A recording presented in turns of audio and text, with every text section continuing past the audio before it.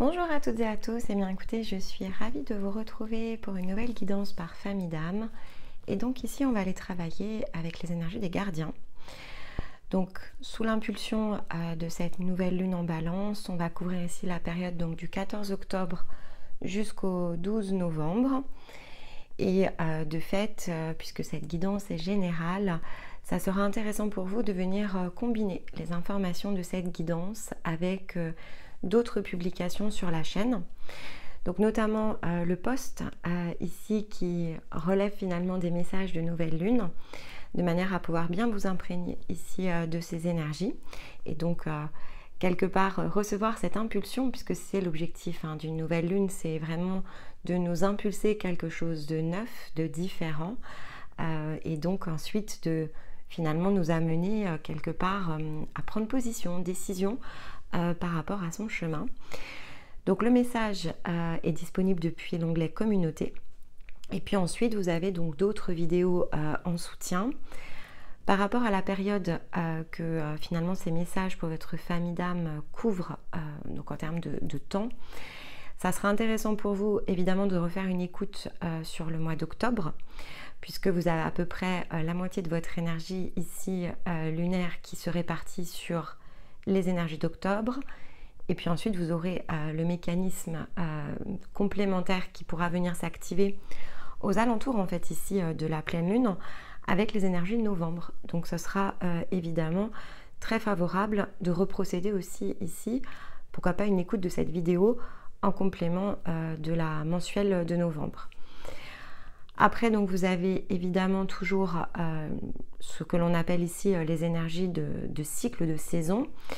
Donc les passages lunaires notamment ou significatifs en énergie sont décrits pour l'automne dans une vidéo dédiée. Vous avez les liens en fait ici dans celle-ci. Ensuite, vous avez des choix si vous voulez travailler sur vos polarités, donc énergie féminine ou masculine, qui viennent en association et qui permettent de positionner les différentes étapes en fait ici de l'automne. Et après, on a quelque chose qui est, on va dire, beaucoup plus dans l'instant présent, que l'on opère chaque semaine ici avec Stéma. Donc le lundi, dans son énergie ici masculine, il va chercher donc des cartes énergétiques dans le sens de l'oracle quantique pour nous donner des indications sur le passage ici collectif de la semaine.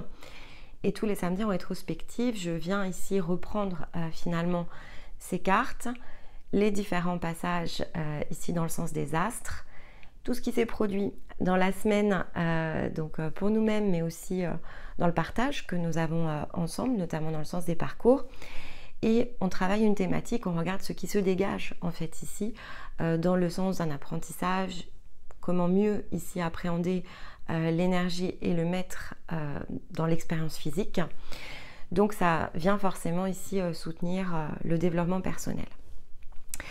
Après, évidemment, le meilleur moyen pour nous soutenir sur ici le développement de la chaîne, c'est de bien penser à liker nos vidéos et puis mettre un commentaire. Ça dynamise en fait ici le contenu. Et on se souvient que quand on est prêt finalement à aller plus loin, à se comprendre, à trouver finalement les réponses que l'on cherche, on peut se faire ici soutenir notamment avec un bilan pour qu'on puisse ne serait-ce que confirmer votre famille d'âme, parce que c'est ça qui est important. Si on veut pouvoir profiter des messages dans le sens de la famille d'âme, il faut savoir de quelle famille d'âme nous sommes.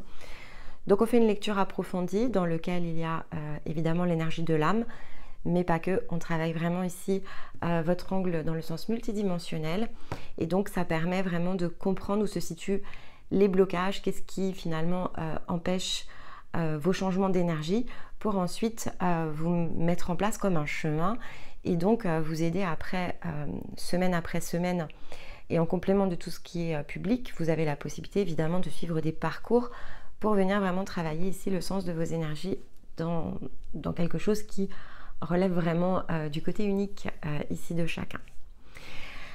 Voilà pour l'introduction, et je vous propose de fait de commencer ici avec votre guidance. Alors, donc le mois dernier, donc on était dans ce fameux passage à la balance qui nous propulsait en fait ici vraiment dans les énergies de l'automne, et là on arrive déjà à la deuxième étape. Ça passe très vite, un cycle même sur une saison.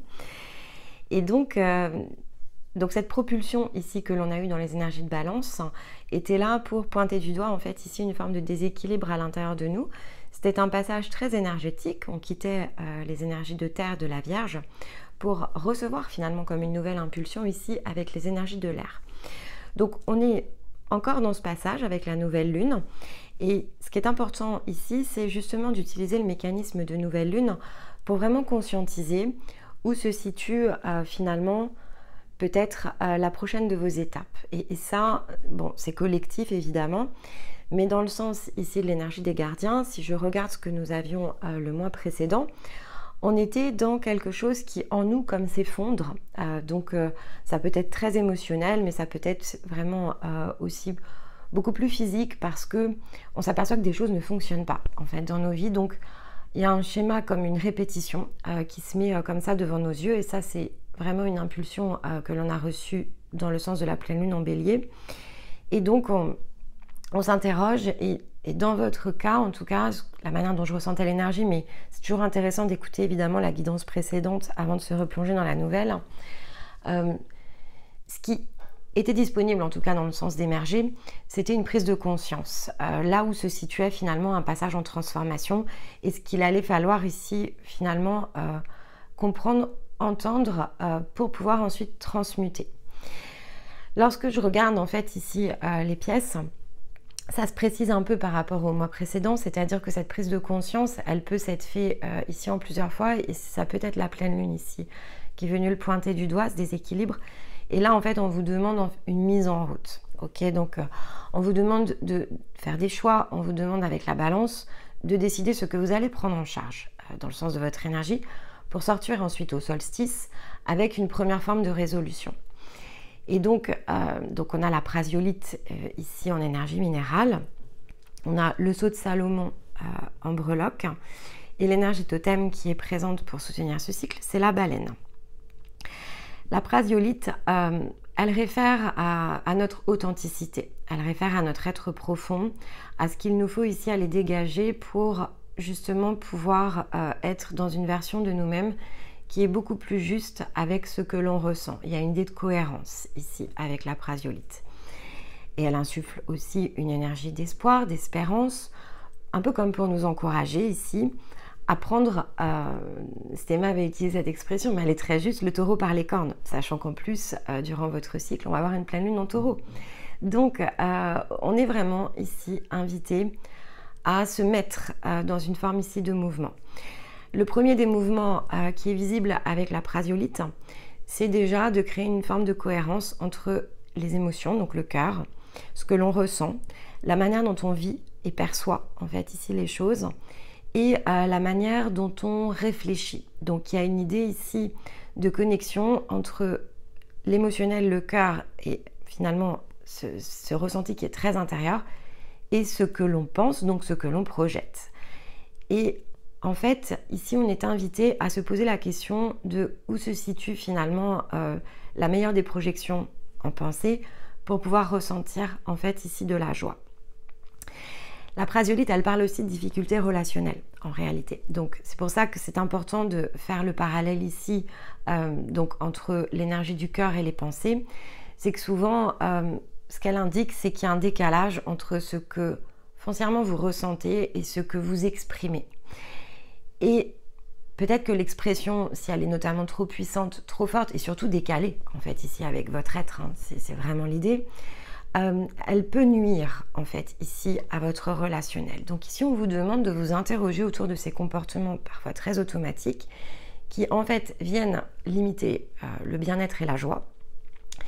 Et l'expression aussi de votre créativité, donc l'expression finalement de ce que vous êtes. Et cette remise en cohérence, quelque part, elle semble en tout cas être indiquée durant ce cycle parce que la baleine, c'est aussi ce dont elle parle. C'est-à-dire que la baleine, c'est un totem ici qui symbolise la sagesse, le courage.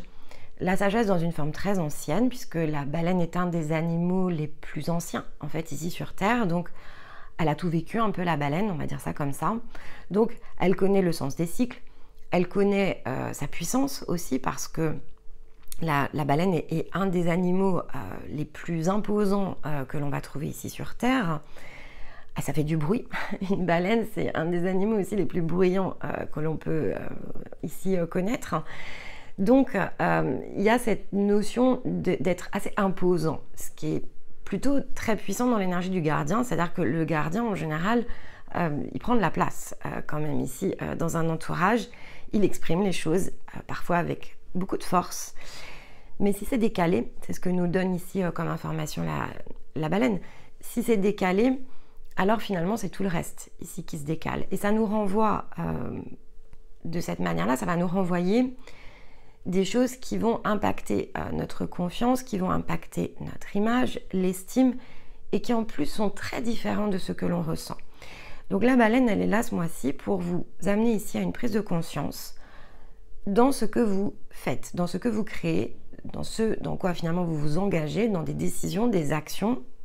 On est vraiment interrogé ici autour de ce qui peut être très décalé entre intériorité et extériorité. La baleine, c'est une force de la nature et ce qu'elle vient pointer du doigt, en fait, même si, voilà, je vous disais, c'est un animal qui est bruyant, c'est surtout un animal qui vit en meute, en groupe, et qui a une communication extrêmement intuitive. Donc, elle attire, en fait, cette baleine, notre attention sur cet aspect-là de notre être. Est-ce que, ici, on suit toujours notre intuition? Est-ce que c'est de cette manière-là que l'on communique et interagit ici, dans le sens de notre meute, mais dans le sens physique tout court, dans les relations. Et donc, elle nous invite ici à nous réinterroger autour de nos modes de communication, à nous réinterroger entre la justesse de ce que j'exprime et de ce que je suis. Elle nous invite aussi à comprendre à quel point cela peut parfois nous blesser. Et donc, c'est aussi une manière de nous aider à nous aimer, à développer en nous quelque chose qui n'est probablement non plus dans le fait de rechercher la validation et l'approbation des autres, parce que c'est souvent de cette manière-là en fait que l'on se blesse, mais au contraire de s'appuyer en fait sur nos ressources intérieures, sur ce que nous sommes de plus beau et de plus grand, pour pouvoir ensuite exprimer ce qu'il y a de plus juste par rapport ici à l'extérieur.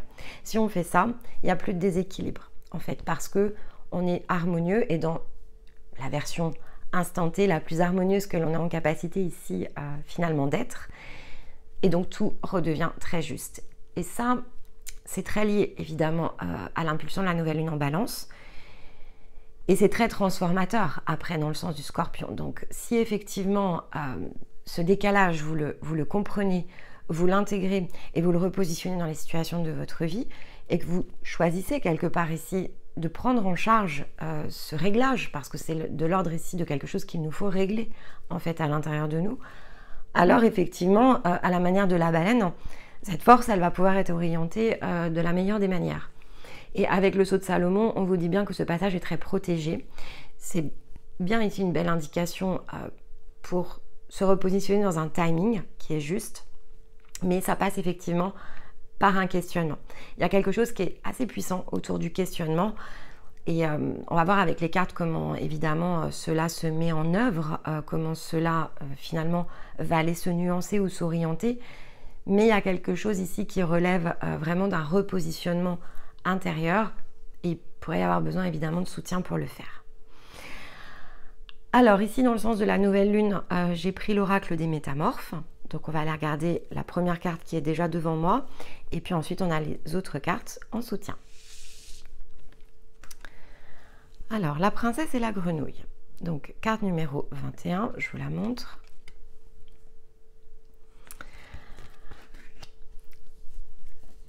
Donc ici la carte, le premier message de la carte, c'est écouter un sage conseil. Donc ici vous êtes ramené au sens à nouveau de votre intériorité. La grenouille, c'est un symbole ici de patience, de calme qu'il nous faut retrouver à l'intérieur de notre être, de compréhension évidemment qui sont accessibles lorsque l'on est ici plongé dans cet état de calme intérieur. C'est le meilleur des états en fait ici pour finalement mettre en place une forme d'observation consciente par rapport à notre être, comprendre là où finalement on se positionne, on se situe. Quand on est dans l'intérieur de nous-mêmes, on n'est plus chahuté en fait ici par l'extérieur, parce que cela nous renvoie. On se repositionne en nous on peut s'observer. Alors, on peut évidemment se flageller, il n'y a pas de sujet. Ce sont des choses qui se produisent. On peut regretter certaines choses. On peut s'auto-apitoyer aussi. Hein. Ça, c'est une possibilité quand on est plongé comme ça en soi. Mais la grenouille nous parle d'objectivité aussi. Il faut faire le calme de façon objective. Donc, rien ni personne ne nous malmène jamais. On est plutôt très fort pour se malmener nous-mêmes. On n'a pas besoin de l'extérieur pour ça. L'extérieur vient en reflet, vient en miroir. Mais si effectivement on exprime à l'extérieur quelque chose qui est différent de ce que l'on est, alors ce décalage, il faut bien à un moment donné qu'il puisse être visible sous nos yeux. Donc il faut que peut-être que ça nous blesse, que ça nous coûte. Parce que autrement, comment régler en fait ici ces deux versions, la version intérieure et la version extérieure. Donc il y a cette idée-là qui ressort ici avec cette carte. Et dans le écouter un sage conseil, c'est s'écouter soi, évidemment, comprendre pourquoi peut-être on a des réactions très automatiques. Et puis il y a la notion de soutien, effectivement, ici qui ressort. Mais on va regarder avec le message, on va le lire pour se donner ici plus de détails autour de ça.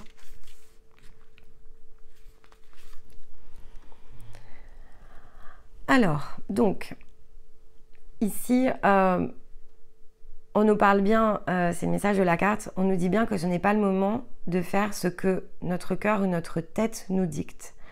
Qu'au lieu de cela, il faut écouter les paroles d'une autorité expérimentée, établie dans le domaine qui est le sien, afin de pouvoir nous soutenir. Peu importe que les gens essayent de nous persuader, ici, que c'est, alors dans le sens de je sais, on va dire ça comme ça, parce que sinon ça va pas être très clair. Peu importe ce que l'on croit ou pas, ce qui est important, c'est d'aller chercher finalement la sagesse ici auprès de la personne qui est la plus appropriée. Mais ça peut être de fait, voilà, ça peut être un ami, ça peut être quelqu'un ici qui est près de vous. Ce samedi, j'ai parlé du fait qu'on a toujours quelqu'un autour de nous qui est finalement comme positionné comme en attente pour venir nous aider, notamment lorsque on est en train ici de révéler certains aspects de nous-mêmes.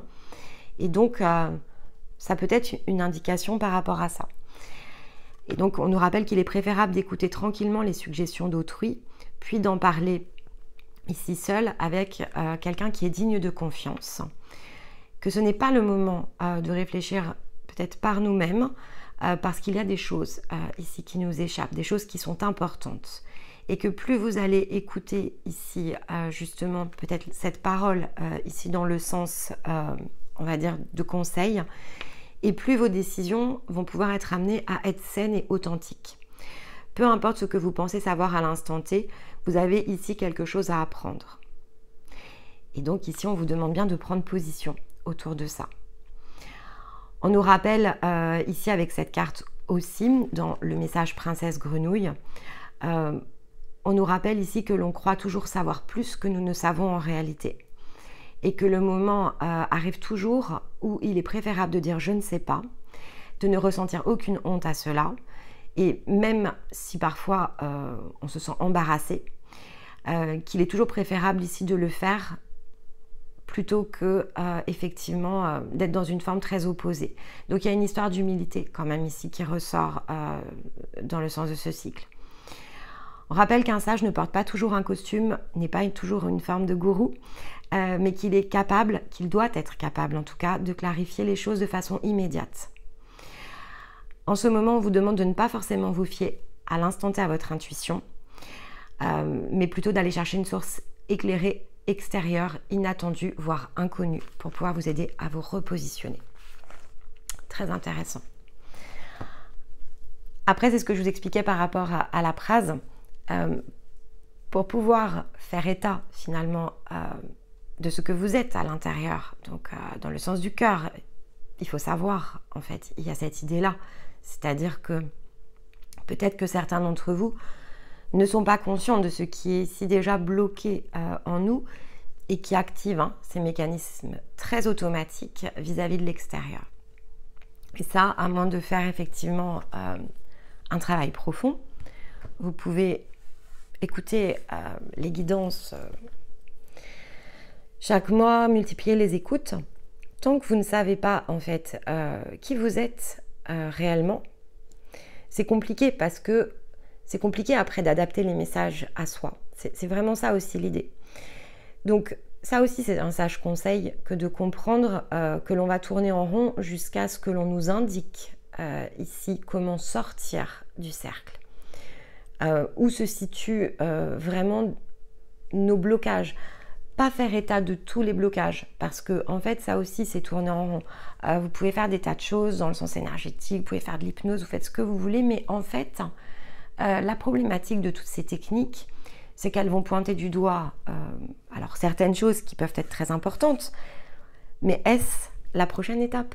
C'est toujours cette question-là en fait qu'il faut vous poser, parce que si ça se trouve ce qui est peut-être visible n'est peut-être pas ce qui vous bloque réellement, il y a peut-être quelque chose qui est caché en dessous. Donc, il vous faut trouver vraiment un point d'ouverture ici. Et il y a quand même quelque chose qui bloque votre axe, cœur, pensée. Il y a comme un mécanisme ici.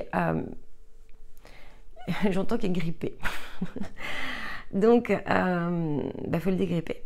Il faut trouver ici le moyen de vraiment opérer ce changement d'énergie. Il y a vraiment ça qui ressort fort de votre guidance. Alors, on a 2 cartes. Ben voilà, on a la connaissance de soi pour pouvoir aller chercher une énergie d'union. Je ne pouvais pas mieux faire. Et en autre deck, on a le partage. Bon, je vais aller recouvrir tout de suite avec une posture de tarot. Hop, elle est là. La grande prêtresse, la papesse. Ok, bon, la papesse ici dans ce sens-là peut être effectivement figure d'autorité, puisque on vous demande quand même d'aller chercher du soutien, donc ça peut être ici une énergie qui est positionnée on va dire dans une posture de papesse, qui est la sagesse. La papesse, c'est l'incarnation de la sagesse. Et qui vient ici soutenir effectivement l'approfondissement de la connaissance de vous-même, comprendre, on est vraiment dans cette idée de mécanisme ici avec la carte de l'union, comprendre où se situe ce fameux point, a priori grippé, je vais le dire comme ça puisque c'est ce qui est venu. Et donc, ce qui est important, c'est de vraiment ici créer comme une forme de pont, un point de connexion qui est manquant.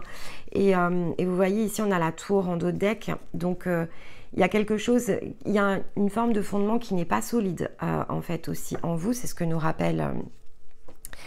C'est ce que nous rappelle ici la tour, et ça peut être de l'ordre de croyance. Je pense que c'est pour ça que je vous ai fait un petit laïus sur toutes les techniques possibles et imaginables que vous pouvez rencontrer, mais qui peut créer ici des choses qui se dissocient un peu dans le sens de vos fondations, parce que est-ce que ça vous met dans l'axe? Est-ce que ça vous fait tourner en rond? Est-ce que votre attention est attirée par d'autres choses qui finalement sont moins proches de la prochaine étape que celle en fait qui se situe tout juste devant vous? Ce qui se situe devant vous, c'est d'approfondir la connaissance de votre être en fait. Et pour ça, effectivement, on a la papesse qui nous aide, qui nous montre aussi le sens de l'équilibre, de la manière dont on peut ici venir s'équilibrer et de la manière dont on peut venir se réunir à l'intérieur de soi. Ok. Alors, l'oracle du cercle ici pour une clé de guérison. D'accord. Donc ici avec la carte de l'écu, le gain, on vous parle de l'abondance. On vous parle de la manière dont les choses peuvent se rendre plus abondantes aussi sur votre parcours, sur votre chemin. En deux decks, on a les opportunités, donc on a la roue des possibles. On attire votre attention aussi sur ce que vous dépensez en termes d'énergie. Donc, soyez dans finalement ici une forme de... comment je vais dire ça?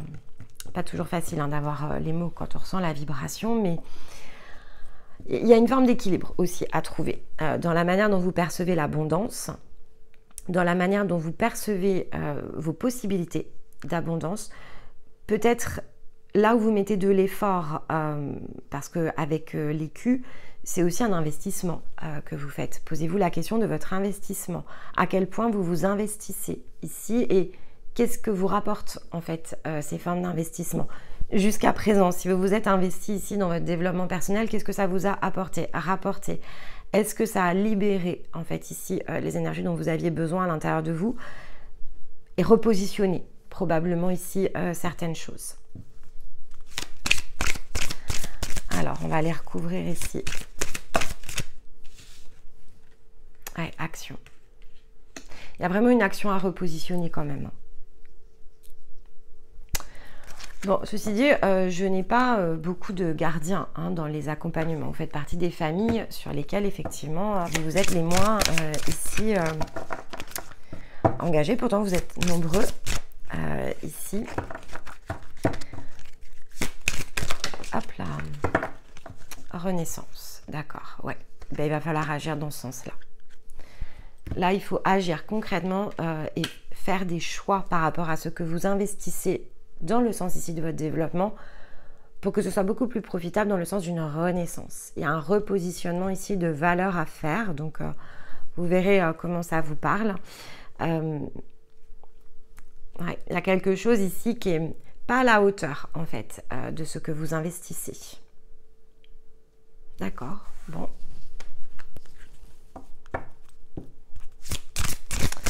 Alors, on va aller prendre les différents domaines, donc yin, yang et la manière ici dont on interagit avec l'extérieur, donc notre propre rayonnement.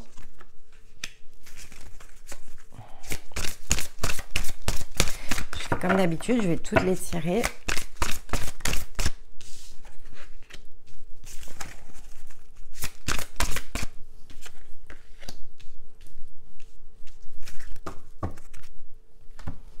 On a encore la naissance ici en d'autres decks. On a renaissance ici, on a la naissance ici. Donc, il faut vraiment aller chercher une nouvelle version de vous-même. Une nouvelle dynamique, par contre.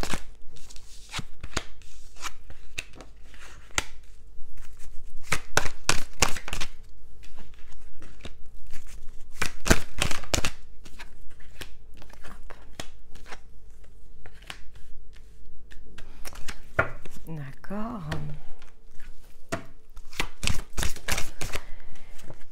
Et donc, ouais.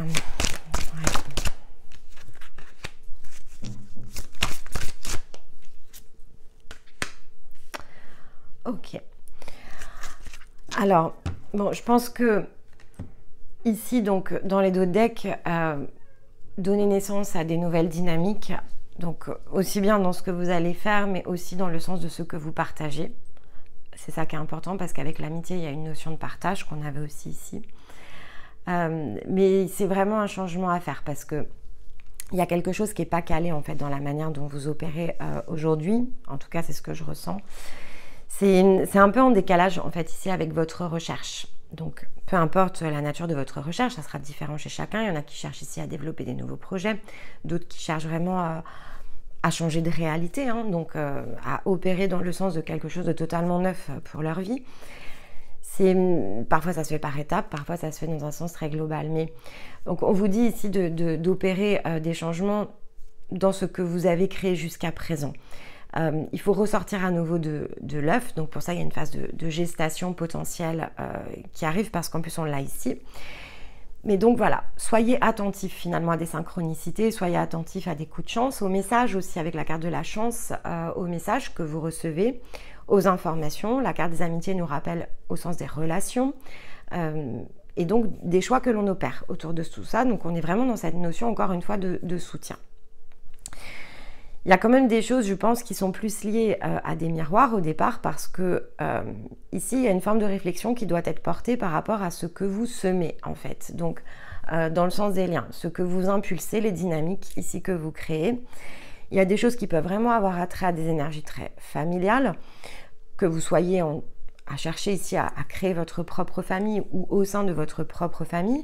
Et il y a notamment des choses qui peuvent être ici en résonance. Alors, peut-être conflictuel ou peut-être soutien. Là, après, ça va être aussi très différent chez chacun, mais il y a une idée ici d'énergie féminine. Donc, est-ce que vous vous sentez à l'aise avec d'autres énergies féminines dans le sens ici des liens que vous partagez? Il y a une forme de réflexion ici à mener. Est-ce que vous êtes vous-même, d'ailleurs, ici, cette énergie féminine qui ressort? Mais il y a une forme ici de contradiction qui ressort de la manière dont vous vous comportez par rapport à un entourage. En fait, c'est la contradiction avec vous-même, d'accord? Il y a une forme de contradiction ici avec vous. Donc, vous ne vivez probablement pas ce que vous désirez vivre, en fait, hein, dans le sens ici relationnel. Et donc, ça part de cette analyse-là. À partir de ce que vous allez ressentir, en fait, ici, dans votre situation relationnelle ou vos situations relationnelles, on vous demande ici d'opérer donc des changements. Parce qu'il y a un décalage, un déséquilibre qui ressort vraiment dans le sens émotionnel. Et donc, il faut comprendre ce que vous ressentez. C'est un point de départ, en fait, ici, à partir de situations que vous vivez, pour vraiment opérer le mouvement. Et avec la fécondité, on vous parle d'un mouvement qui va quand même pas se produire en claquant des doigts. C'est j'impulse quelque chose, je décide d'aller justement, alors, guérir probablement, ici on est dans la guérison, ce qui finalement me peine, me coûte, me blesse et amène en fait ici cette forme de décalage. Parce que en fait c'est devenu tellement pesant quelque part que ça bloque aussi mes actions, parce que je me sens désalignée entre ce que je fais par rapport à l'extérieur, ce que je ressens et ce que je matérialise dans le sens ici de mes rêves, parce qu'ici on a la réalisation des rêves. Donc c'est ce à quoi j'aspire, mais il y a une forme de décalage ici. Et on vous dit bien que c'est la clé, c'est-à-dire que vos rêves, vous avez bien raison en fait de vouloir les matérialiser, c'est ce qu'on vous dit. La clé est dessus, et avec l'enfant, c'est quelque chose qui vous porte et qui vous emporte probablement depuis toujours. Il y a des choses que vous avez vraiment envie de faire depuis toujours, depuis que vous êtes enfant. C'est l'inspiration, la créativité aussi de l'enfant ici qui a besoin de rayonner. On a besoin d'aller chercher tout ce qui nous ressemble et tout ce qui nous rassemble en fait ici avec nous-mêmes dans le sens de l'union. Mais pour ça, il faut comprendre en fait les mécanismes intérieurs. Et ces mécanismes intérieurs, ils sont très visibles ici dans le yin, en résonance avec ce qui est exprimé et vécu dans les situations de vie. Et c'est assez, potentiellement, c'est assez inconfortable.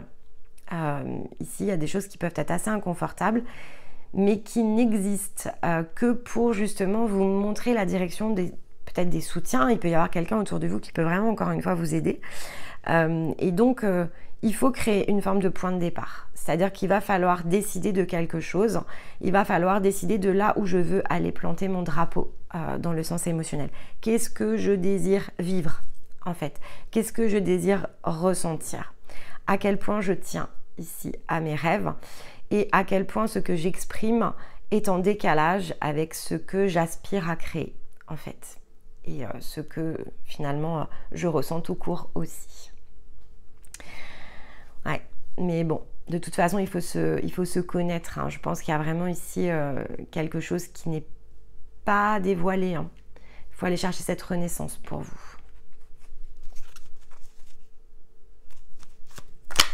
Allez, on va prendre un conseil ici. Donc, on parle de lune décroissante. Donc, on parle bien d'un bilan ici à faire. Pour pouvoir observer en fait ce qui mérite maintenant d'être abandonné, terminé, mais vraiment dans un sens très concret ici avec la lune décroissante. Et donc cette nouvelle compréhension qui vient à vous durant ce cycle se fait au travers d'une intuition et de perception. C'est vraiment ce qu'on nous rappelle ici avec cette carte. Et c'est quelque chose ensuite qu'il faut mettre en œuvre. D'accord? Ça ne va pas se faire tout seul. Il faut faire le bilan déjà de ce que l'on ressent, de ce que l'on ne désire plus ici vivre ou ressentir et engager un mécanisme pour. Voilà, mais c'est très intuitif, d'accord? C'est vraiment important ce message-là, c'est très intuitif. Il y a des choses, on l'avait aussi cette notion d'intuition ici, il y a des choses qui finalement durant ce cycle peut vraiment émerger et éclaircir l'action qu'il vous faut ici entreprendre. On a Mercure, la planète de l'expression sur les rêves, donc qui nous rappelle que c'est le moment d'exprimer ce qui se trouve au creux de notre cœur et qu'il ne faut conserver ni non-dit ni secret, qu'il nous faut pouvoir communiquer librement à partir de ce que nous sommes pour pouvoir avancer. Mais pour ça, il va falloir relier les ponts quand même. Et dans l'extérieur, on a le Sagittaire, d'accord. et le Capricorne. Alors, Sagittaire qui nous dit d'élargir nos horizons. Toujours. Le Sagittaire, dans sa forme déséquilibrée, c'est celui qui avance beaucoup trop vite et qui ne voit pas tous les soutiens qu'il a autour de lui. Et là, donc, on vous dit bien d'être dans l'énergie ici du Sagittaire, donc juste équilibre du Sagittaire, qui est l'inverse, c'est-à-dire aller dans son cœur de cible, mais en étant accompagné pour pouvoir ici mettre dans le mille, hein, d'accord? Et l'énergie du Capricorne, c'est cette énergie qui nous amène à structurer les choses dans le sens parfois très logique, mais surtout une capacité de travail. En fait, le Capricorne, il sait travailler, ici, il sait œuvrer dans un certain sens. Il sait justement comment investir son énergie pour finalement amener une forme ici d'équilibre intérieur et la manifestation de fait aussi des désirs. Donc la combinaison entre Sagittaire et Capricorne, elle donne deux informations très importantes pour vous. Elle donne un sens de direction, une énergie, ce qu'il vous faut ici aller chercher pour entreprendre quelque chose de différent dans le sens ici des liens. Donc appuyez-vous sur du soutien, mais prenez vraiment conscience qu'il y a du travail à faire, d'accord? Ça c'est vraiment très important parce que le Capricorne, c'est celui qui est dans le labeur, ok? Et en même temps, ça nous donne une indication de temps parce que ici, on s'engage, on sort des énergies de la balance dans quelques jours, on va chercher les énergies du Scorpion et derrière se situe le Sagittaire et le Capricorne. Donc, il y a une notion ici de temps aussi qui ressort. Voilà. Donc, on est bien dans un mécanisme. Hein, c'est vraiment ce que j'avais ressenti au démarrage de votre guidance. On est dans un mécanisme à aller activer pour s'engager dans le sens d'une renaissance. Mais il faut décider de ce que l'on fait pour ça, de qui on s'entoure, où sont les soutiens. Est-ce que je me connais suffisamment? Comment je peux ici activer des ressources pour mieux me connaître, aller réunir des parts de moi-même, finalement déverrouiller quelque chose qui est très intérieur et qui aujourd'hui me positionne en difficulté face à l'extérieur et de manière à pouvoir ensuite, finalement si le mécanisme se déverrouille, va se déverrouiller aussi avec la clé parce que mon expression grâce à Mercure va être totalement juste, la réalisation ici de mes rêves. Un véritable processus devant vous. Hop, on a son à l'envers, tac. Allez, avec l'oracle des fées et des élémentaux, on va se prendre un dernier conseil. Hop, elle est là. Le chêne de la sérénité. Donc, carte numéro 2. Je vous la montre. Donc, le chêne de la sérénité, c'est le fait de prendre de la hauteur. C'est de s'asseoir finalement sur un point plus haut pour observer les choses telles qu'elles sont. C'est de faire confiance aussi. Il y a de l'enracinement avec le chêne de la sérénité. Il faut enraciner quelque chose de différent. Mais pour ça, ça passe par une phase d'observation. Le 2, c'est aussi l'union, la réunion. Donc, on a à nouveau ce rapprochement finalement avec des parts de soi, donc ça peut symboliser tout à fait votre yin et votre yang qui ont besoin de revenir ici dans un point d'équilibre, dans une unité en fait à l'intérieur de vous.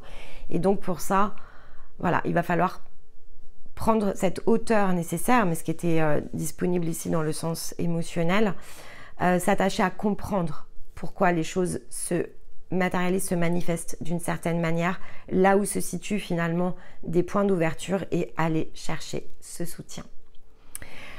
Voilà les gardiens, j'allais dire les gardiens guérisseurs, non, les gardiens. Voilà les gardiens, j'espère que cette guidance va vous parler, elle est puissante, hein, mais les énergies en ce moment sont quand même très très très fortes. Elles nous poussent beaucoup justement à l'unité, à l'harmonie, à la paix, en tout cas à se mettre en route dans ce sens.